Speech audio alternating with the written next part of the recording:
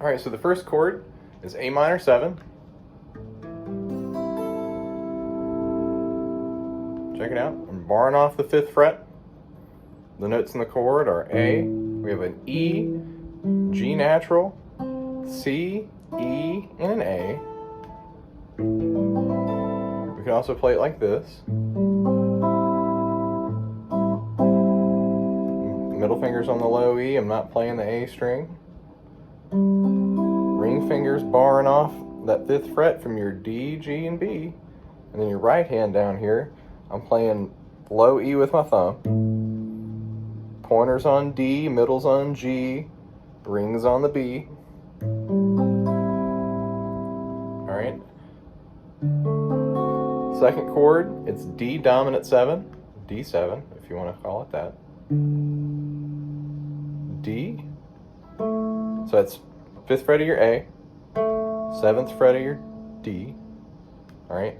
Pointers barring off that 5th fret, so it's hitting that 5th fret of your G, and then your pinky is right here on the B string, 7th fret. That's a D, that's an A, that's a C, that's a F sharp. Know what scale degrees these are, so like that's your first, so this is D dominant 7. That's your first, that's your 5th, that's your flat 7, that's your major 7. Major 3rd. Next chord's G major 7. So pointers on that 3rd fret of your low E, that's a G, that's your root. The 5th is being played with your pinky, which is D, so 5th fret of your A. Alright, I've stacked these two right here on the 3rd fret. D string with your middle finger, this is playing F sharp, which is your major 7. Oops, sorry. 4th fret of your G, that's that B, which is your major 3rd. Alright, what I like to do on this chord, I think I showed you last lesson, it goes like this. Alright, all that I've done is I've thrown this D note up to this note. This, I'm jumping the octave. Putting it on the B string. And now I have G, F sharp, B, and D. And I'm not playing the A or the high E string. Thumbs on the thumbs on this low E, pointers on D, middle's on G, rings on the B.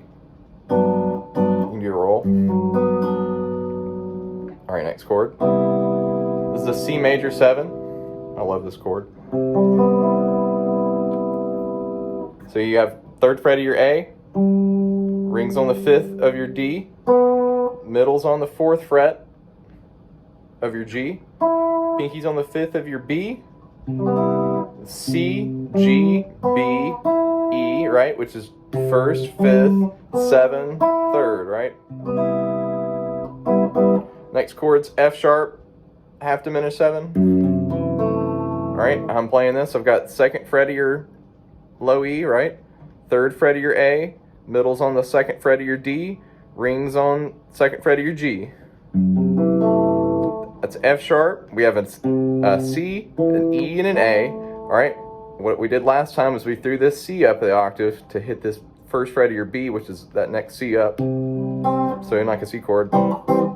C, C. Alright, so anyway, so this is our first inversion. Alright, so what we're going to do is I've got my middle finger now. Middle finger's on the 2nd fret of your low E. Rings on the 2nd fret of your D. Pinky's on the 2nd fret of your G. Alright, and now look. Check it out. Pointer finger's on the 1st fret of your B.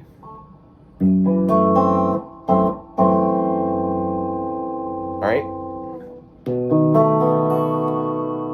B dominant 7. B dominant 7. Okay, this is a very, very classic inversion. Alright. 2nd fret of your A, which is playing the root, which is B. D sharp's being played right here. So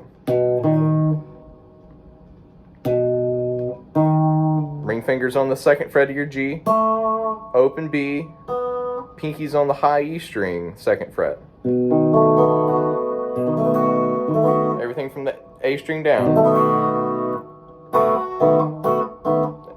Alright? Another inversion is this, which we saw that whenever we played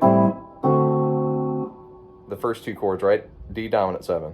So look, you can use the same shape right here on this B. You just got to know 2nd fret of your A is a D. 2nd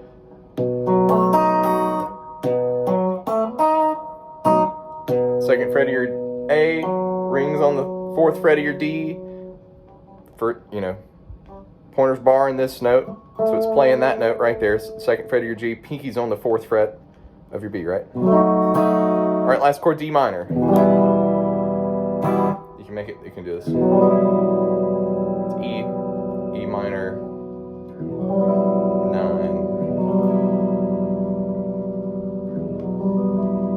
All right, so.